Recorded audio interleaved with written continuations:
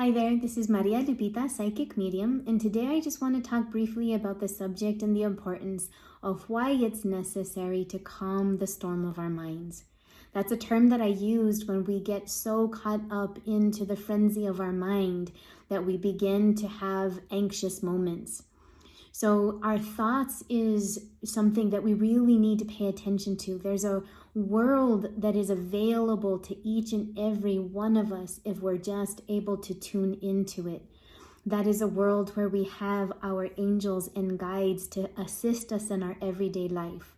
And I'll explain about guides and angels and the difference in a future video. But for now, just know that we have that available. For the moment, the best way to describe it is that if we're feeling this gut instinct to do something, but we don't understand why, oftentimes that comes from either an angel, a guardian, a guide there to assist us, or perhaps even a loved one who is trying to catch our attention. And when we feel that gut instinct and don't know where that information or why we're feeling it, that is oftentimes, again, that guidance that we have available to us. Oftentimes, though, we get carried away with all of the fear and the worry in our mind, and we either dismiss it and just discount it, thinking, well, why am I even thinking that? Or we're not even listening to it to begin with. When our mind is filled with so much worry and so much fear, either about the past, regrets that have happened, things that could have been different, and when we're even worried about the present moment, about things that we cannot control, perhaps now, especially with COVID-19, so much of us are dealing with so much stress. So if you've been to my Facebook page, a lot of the posts I've put there have been all about learning how to calm the storms, how to reconnect with ourselves, how to quiet ourselves down. And that is what is most necessary and needed for the moment to receive that guidance that we all have available. So every single one of us is intuitive, without a doubt. And it's just that my being a psychic and an intuitive, and I even in fact really dislike using the word psychic because it conjures up images of, silliness like turbans and crystal balls and a lot of the assumptions that people make. But it's our intuition. Our intuition communicates to us. The universe, God, our loved ones, our guides communicate to us and through us and around us every day, around the things that we're drawn to see in articles or magazines. Perhaps a word or a phrase catches our attention that's running in the background, perhaps in a radio station or even a TV channel. Sometimes we'll be just guided to hear a song on the radio. Perhaps it's just a gut feeling. Oftentimes it can come even as a word or a whisper. Sometimes we might feel the sensation or the presence of our loved one. Some of us even are able to smell their perfume, like I oftentimes smell my mama's. And so these are all our senses that require our ability to sense and feel what's happening in the present moment. And when our mind is so cluttered with fear or worry about things that we cannot change or things that we cannot control, it begins to evoke within us a whole lot of emotions. And those fearful thoughts lead to other fearful thoughts that just begins this entire frenzy. And before we know it, we're in this snowball of an anxiety attack. And so those are the most important reasons why it's necessary for us to be able to calm ourselves down. And we also need to ask for help. So how do we even begin to do that? The first thing is that we need to recognize what state we're in by how we feel. We know that we are not feeling good by either our emotions, our mood, our attitude, the things that we're saying, or the things that we're feeling. When we recognize those uncomfortable feelings, the most important thing is to come back to ourselves as soon as possible. And ask yourself this question: is my mind, meaning my thoughts, is my mind and my thoughts in the same time and place as my body?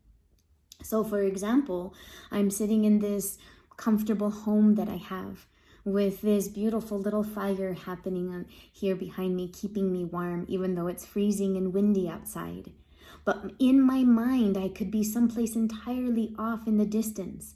I could be thinking about old past and harm. And even though my physical present moment is that I'm safe, I'm calm, everything around me is taken care of, I have shelter, I have food, I have clothing, but in my mind, I'm in a frenzy, in this storm that is entirely not happening and not real. And the reason I say that it is not real is because it is only the thought of it that is bringing it up and making it real. So here's the thing. Our mind does not know the difference of what is real or imagined. So let me explain that for a moment. There is an activity that I do, and I'm going to be using this with permission out of a workshop that I teach, and it's called the lemon exercise. And that is basically helping to understand the power of our mind. So I want you just to take a moment, and I want you to imagine, and be childlike. Use your full imagination and imagine that you are holding a lemon. And in that hand, you can feel the lemon rind in your hand. And if you could imagine that you have a cutting board in front of you and you're cutting that slice of lemon and the room just fills with that citrus aroma. And a matter of fact, you can cut that slice of lemon and lift it to your nose and smell that strong lemony scent. And if you just see the juice dribbling off that lemon and take a bite, and you can even feel it. You can feel it behind your ears. You can feel the salivation in your mouth.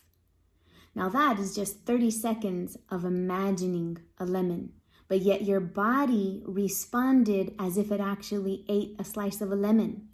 Again, our body does not know the difference between what is real or what is imagined. So imagine that if you're here in a place of calm, of protection, of being all taken care of, but yet inside your mind, you're in a frenzied state, filled with worry and fear about things that we either cannot control or cannot change. And so if we are like that, then it creates all kinds of distresses within our body. And then there's absolutely no way that our loved ones and our guides will be able to reach us in that state. So the way that we do that is to bring ourselves present. So just bring yourself into the present moment. And just have an awareness of what's occurred.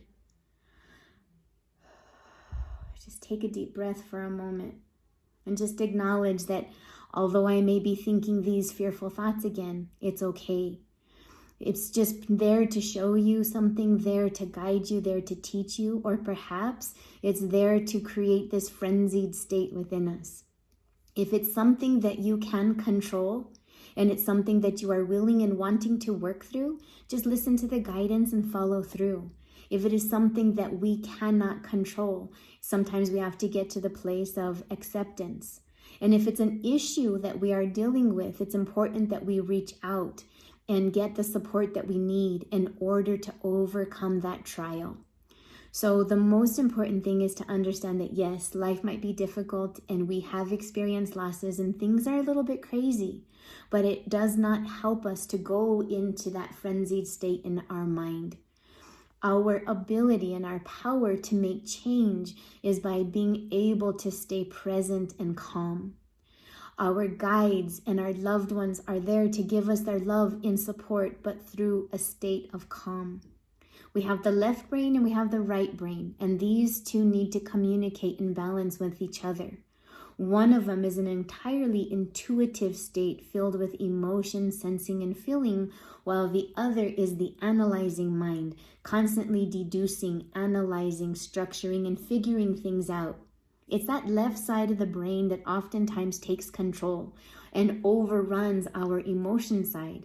It's the emotion side, our gut instinct, our feelings, our love, and our emotions that are there to help us and guide us. And so we need to get these two pieces learning how to communicate with one another, learning how to follow our emotions and our gut sensations and not being overrun by our analytical mind. And the best way to do that is to bring ourselves again present, calming ourselves. And this begins with just acknowledgement of the moment. Yes, this might have happened again, but just bring yourself present. Second thing is be gentle with yourself. Don't beat yourself up over it. Oh my God, there I go again. Look, there I am. I'm messing things up. That doesn't help anybody, and it just creates more fearful thoughts. So let all of that go. And the next thing to do is bring yourself present.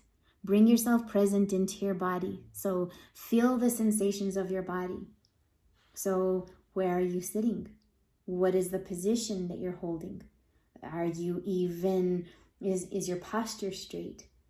Are you hungry? Are you thirsty?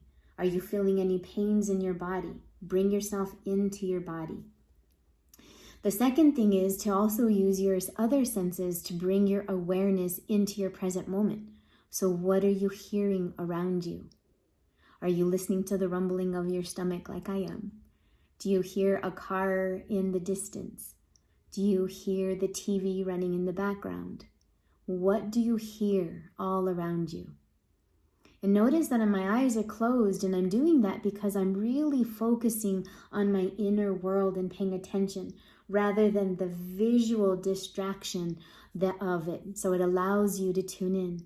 You might even try putting a hand on your chest and a hand on your belly, and focusing on your breathing is the next step. Are you breathing shallow? Is your breath constricted to your chest? Or are you allowing that breath to go all the way down to your belly, called belly breathing or diaphragmatic breathing?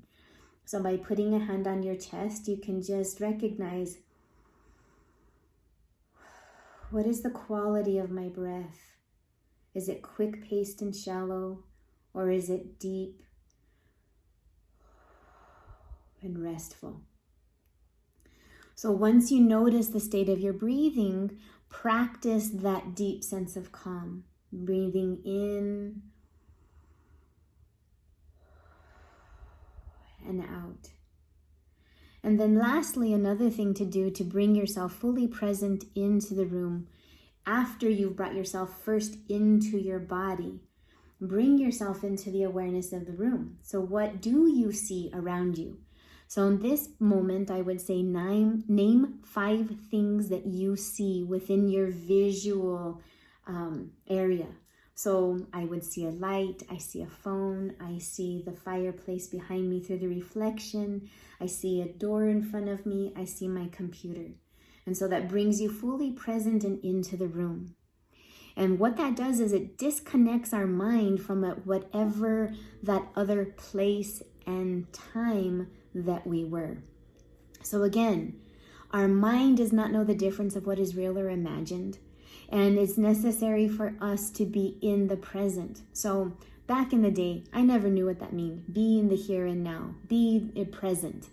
Be where you are. And all that is my mind and my thoughts in the same time and place as my body? Or am I thinking of way other things? And if I am, here are those simple steps that you could do to help yourself feel better. So again, our access to our guides, the access to our loved ones comes from that state. And that's what is going to help to keep you present. And as they say, give that gift of the present moment so that you can receive that guidance. It's a practice. It takes a lot of time. It's not something that you can do in a frenzied state when chaos is all around you. Sometimes that's necessary for us to be able to just sense and feel our surroundings, know what is appropriate around us. But if you feel that you're constantly going into that other place, even when nobody's around, that's something that you can really pay attention to and learn how to work with. Every time you feel yourself going off into the other time and place, whether it's the past or the future, even maybe the present moment of something that we can't control. Again, just bring yourself to the present moment. And you're going to be doing this several times a day, and that's okay. It requires time and practice. And every time we're able to do that, we're able to interrupt that distress signal that is happening within our bodies. So, because our mind does not know what is the difference of real or imagined, if we are imagining and thinking or remembering of a stressful moment, it creates all of these emotions within ourselves, tension within ourselves, physical stress that actually interferes with our circulatory system, our sleep as well. It courses adrenaline and cortisol and other stressful hormones throughout our body, and then our brains actually feed on it.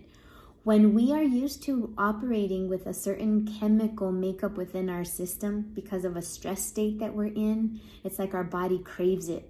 So it's almost as if when we are not experiencing it, our thoughts can be our biggest enemies and start to create fearful thoughts when we least expect it.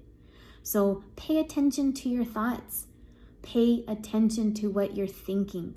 And here's the thing, if you have some negative thoughts that are coming up that you're paying attention to and you're listening, who's doing the talking?